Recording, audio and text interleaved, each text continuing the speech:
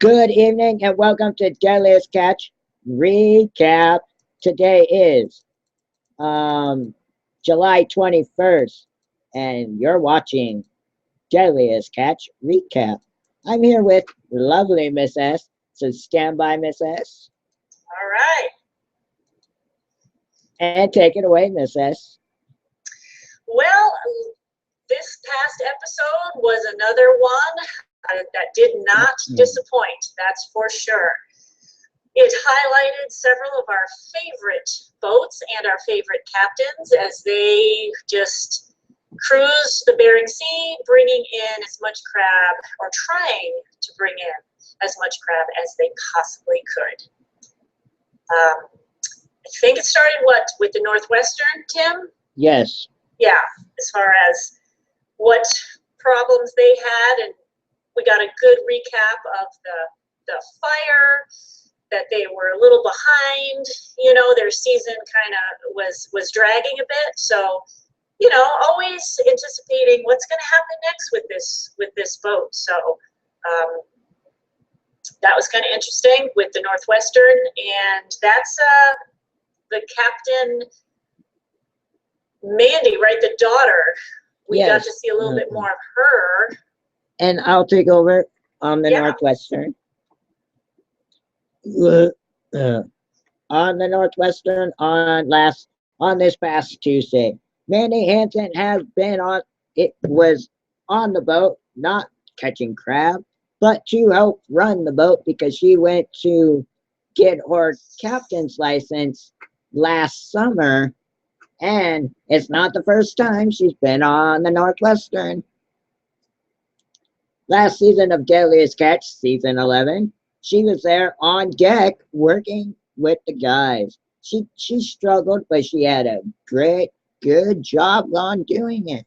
And I tell you, Deadliest Catch is just getting started because later in the show, I will give you guys a heads up on what's happening next on the next episode of Deadliest Catch. But right now, the Northwestern, they could not find the crab after last week of the fire. Then they went looking for crab. Then they found the crab. The captain had his daughter learning how to do the boat. I've already told you guys about that.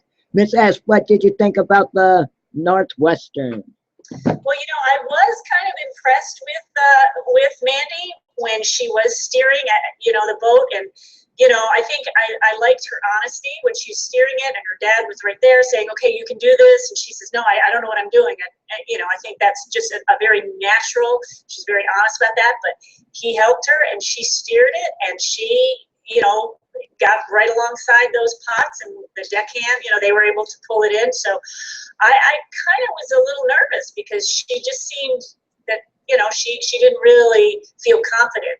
So I thought, how is this gonna go? Are they gonna pass by? What are they gonna do? Miss the pots, run over them, whatever could happen. I thought, something's gonna happen. But she did really well. So impressed with that. And then as they started to bring up those pots, a little nervous. Maybe they weren't going to get, I think he needed 100,000 more, or that's what he was going for. So he was a little short. So thought, there's no way. And I think, was this the boat when they pulled up some, there were not crab in the pots. So I thought, oh no.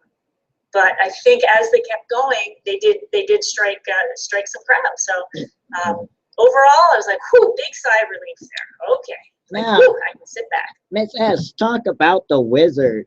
They've had nothing but problems this season. The Wizard. Now, who's the captain? Now, refresh my memory again. That is Captain Keith and Captain Monty. Captain Keith, last week's episode, he is not the captain as of right now, so he's letting his brother run the boat for this crab season. So, talk about how he's doing, because they could not find the crab. Yeah, I think where they left off, they were still struggling to find the crab. And that's kind of where I thought they left it. And they, I don't know, did we get a lot of recap on them? Tuesday's episode, because I didn't really see that boat, but where they left off is they just were still not hitting the crab as they hoped. So I'm hoping it turns around for them, but I don't remember that boat. Tell me what you remember. For which boat? For the Wizard.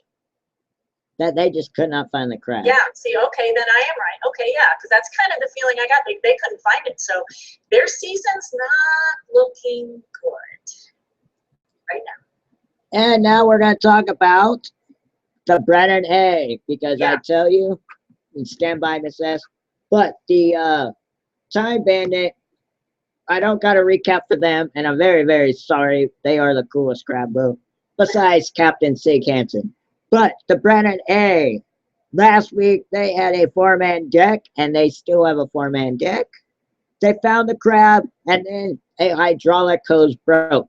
You know, never fails. When you find the crab, you don't want to stop for no breakdowns. You just want to fish and go home. I mean, come on. Make that money, money, money, money, money, money, money, money. But after the hydraulics were all fixed, they got back to fishing. They went back to fishing. Now, stand by, Miss S. What else did you catch from the Brennan A from the episode? Yeah, I was impressed with how they just didn't give up. A few pots they pulled up, I think, and weren't a lot of crab, but they kept pulling them up, and pleasantly surprised. They had some really high counts in there. So, really good way to end their day there, because it just, sometimes it's just hit or miss, but they seem to be hitting it towards the end there, and some pretty high crab counts, 5 and 600, I think. So overall, I was like, good deal. Oh, and by the way, guys, my co-host Miss S, it's her birthday, so please leave her birthday wishes in the comments. Thank you. But next, we got to talk about Josh Harris on the Community Marine. I think he finally stopped being a sissy and doing a great job. So let's break it down for you, shall we?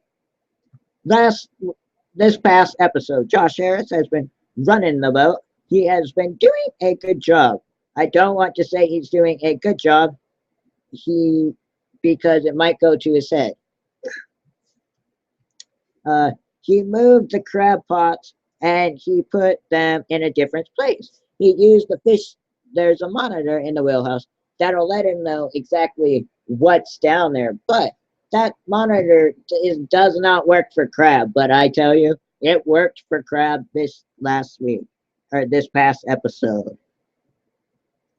Now they're pulling up